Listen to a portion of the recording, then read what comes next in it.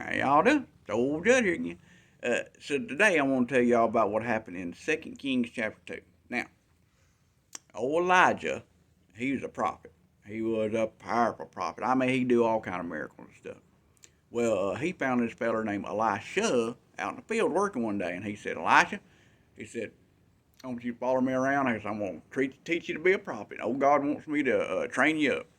And Elisha said, hot dog, that sounds like a plan to me. Let's do it.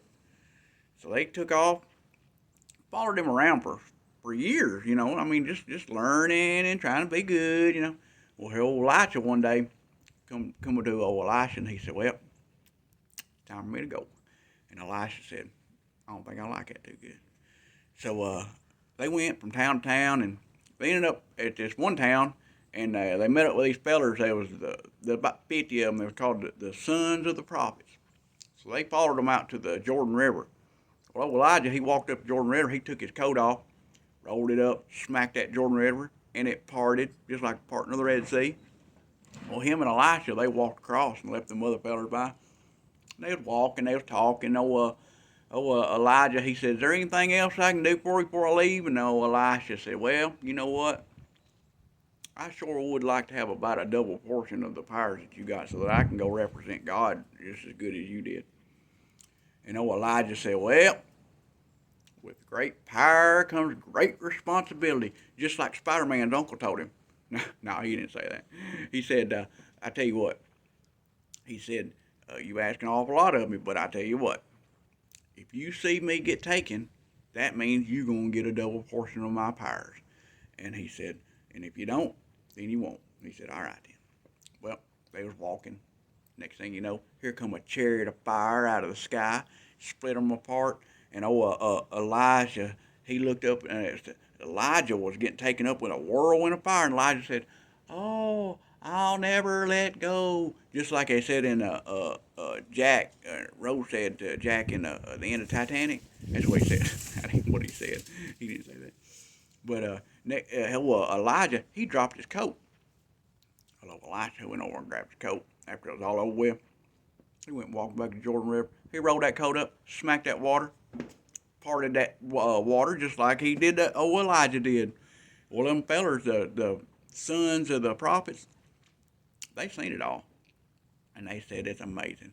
He has just got the power of Elijah. So they said, you know what?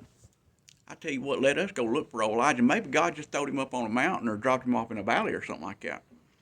And Elisha said, no, he's gone. They said, oh, come on. And he said, fine, just whatever, just go. I don't want to hear you. About 3 days later, they come back and they said, well, ain't going to believe it. We didn't find him.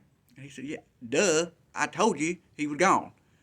So they said, you know what, this town you've been standing here, Elisha, it's all about location, and we got a good location. But this water ain't worth a darn.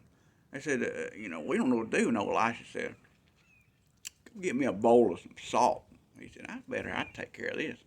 He prayed over it, threw that salt out in the water, cleared it up, been clear ever since then. So Elisha, he said, all right, it's about time for me to go. Now, ever since Elijah gave him his powers, he done 2 miracles. You know what the third miracle was he did? He had 42 boys mauled to death by bears. Yeah, that's what he did. Now, I know you thinking to yourself, well, that just sounds awful. I just don't think God could do something like that. Well, here's what happened. Elisha, he's going to the town of Bethel. Well, here come these little boys out there going, hey, Baldy, what you doing there, Baldy? You going up there to Bethel there, Baldy? He cursed them in the name of the Lord, and 2 mama bears come out and mauled them to death. I tell you what. Now, I know you're thinking, well, that's just awful. That's just awful.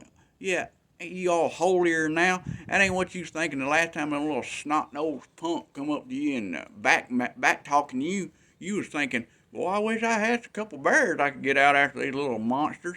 That's what you was thinking. So, it happened, and that's all right. If you want to read about it, it's in 2 Kings chapter 2. It's a good one. And we'll see y'all later.